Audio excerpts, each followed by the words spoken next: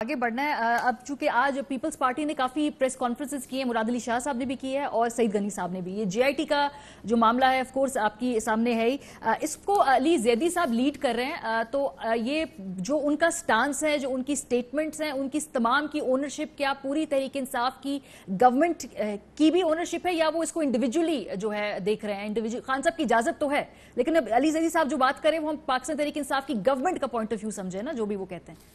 Government of Pakistan का point of view बड़ा सादा सा है।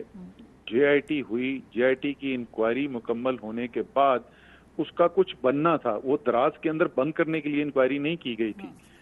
कराची के लोगों को बंद करके फैक्ट्री के अंदर आग लगा दी जाए या टारगेट किलिंग कर करके मारा जाए गैंस के जरिए और उसकी तहकीकात हो और वो तहकीकात जो है वो दराज में बंद कर दी जाए, ये एक्सेप्टेबल नहीं है। इस बात को एक हतमी अंजाम तक पहुंचाना है। अली जैदी की जो पूरी कोशिश है वो उसकी कोशिश यही है कि वो एक कानूनी जरिए से, आईनी जरिए से इस मामले की हद तक पहुंचा जाए। अच्छा।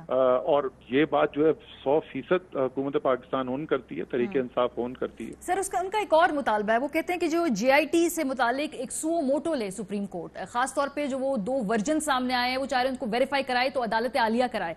इदारे आप लोगों के पास हैं, आप खुद भी वेरीफाई करा सकते हैं, उनको एक दफा क्लियर कर दीजिए मामला। आप पीटीआई की गवर्नमेंट की पोजीशन भी यही है कि सुप्रीम कोर्ट अगर सुओ मोटो ले ले तो नहीं, उन्होंने मेरे ख्याल में ये स्टेटमेंट इसलिए दिया है क्योंकि एक सूरत-ए-हाल ऐसी पैदा कर दी गई है जैसे ये कोई सियासी मामला है। हालांकि ये सियासी मामला तो है ही नहीं, ये तो एक सीधा सादा जुर्म का, कत्ल का मामला है।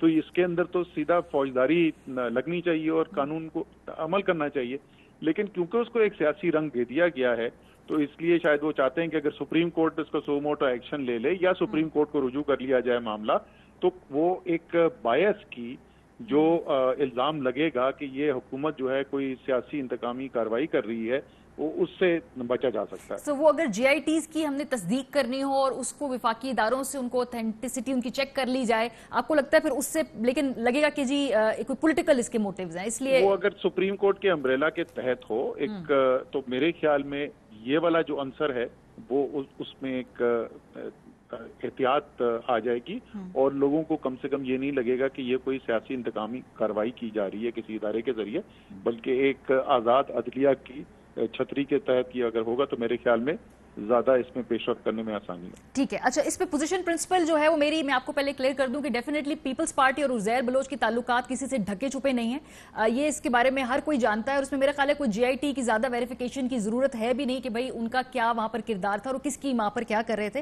लेकिन सर इसका एक सियासी एंगल है और वो सियासी एंगल इस तरह से है कि अब मजीद कुछ स्टेटमेंट्स आ रही हैं कि जिसमें ये इंप्लाई किया जा रहा है कि ये तमाम बातें जानते हुए भी तहरीके इंसाफ उज़ैर बलोच और उनके साथ सियासी तौर पे चलने को तैयार थी।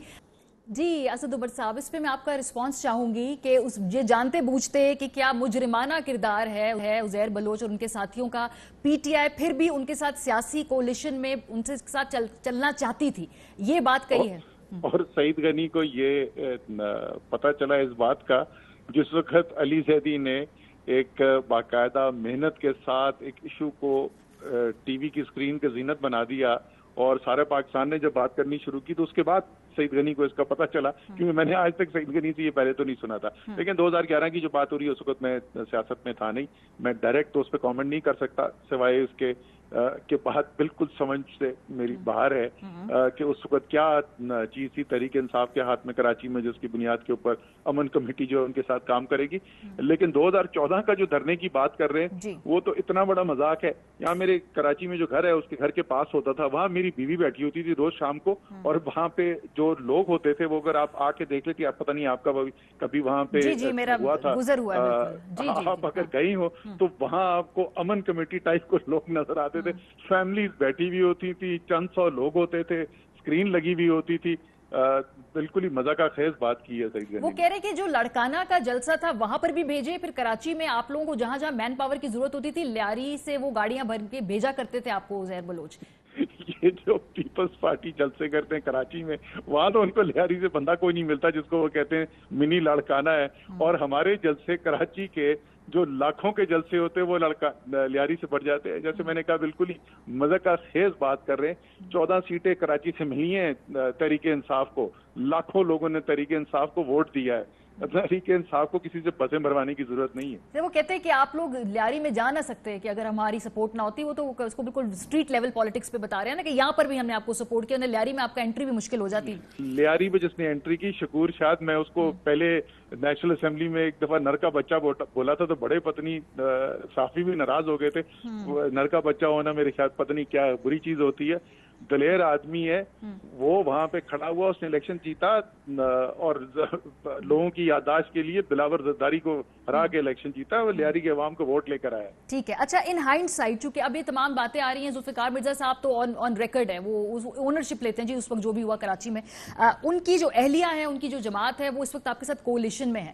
تو آپ سمجھتے ہیں کہ اس پہ بات کرنی چاہیے ہے, یا آپ لوگوں کو کوئی نہ کوئی اس پہ آپ کو جسے کہتے ہیں کوئی پوزیشن آپ لینی پڑے گی, یا ان تک کنوے کرنا پڑے گا کہ بھئی یہ ہو رہا ہے, آپ ہمیں بتائیے کہ کیا ہے اس کی حقیقت.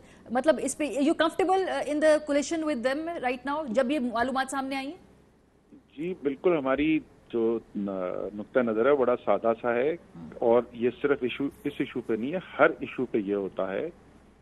قانون سب کے لیے برابر ہے, بالکل صاف شفاف تحقیقات ہوں, ان تحقیقات کی بنیاد کے اوپر جو بھی مورد الزام ٹھہرایا جائے اس کو سزا دی جائے. یہ بنیادی اصول ہے ہماری سیاست کا. ساری عمران خان کی جو پوزیشن ہے, جو سارا ان کا نظریہ ہے, وہ اسی بنیاد کے اوپر کھڑا ہوا ہے. جہاں تک اس صورتحال کی بات ہے, ہمیں کوئی ڈاکٹر فہمیدہ مرزا سے ہمارے پاس کوئی شکایت نہیں آئی ہے. اور آپ کو پتا ہے کہ میری ذمہ داریوں کے اندر جو ایم کیو ایم اور جی ڈی اے جو ہے, ان کے ساتھ جو ہماری لائزوں کے لیے جو ٹیم بنی ہوئی ہے تحریک انصاف کی, میں اس کا حصہ بھی ہوں, بلکہ لیڈ کرتا ہوں. میرے پاس ان کے پاس سے اس سلسلے میں کوئی شکایت نہیں ہے. جہاں تک مجھے پتا ہے وہ سپورٹ کرتی ہیں اس بات کو کہ ایک شفاف عمل کے ذریعے تحقیقات بھی ہوں اور فیصلہ بھی کیا جائے. سر, ان کے خاوند کی ویسے آن ٹیلی ویژن اور آن ان ہز پریسرز کافی ایک اوپن پوزیشن ہے. بہرحال میں آگے بڑھوں گی. اب تھوڑی سی میں بات کرنا چاہوں گی کابینہ کے حوالے سے. جو خبریں ہیں کہ شاید پھر کچھ رد و بدل ہوگا, اس میں کہاں کس حد تک جو ہے صداقت ہے کہ آنے والے چند ہفتوں میں کچھ ہم دیکھ رہے ہیں دوبارہ شفلنگ ہوگی, چینج ہوگا؟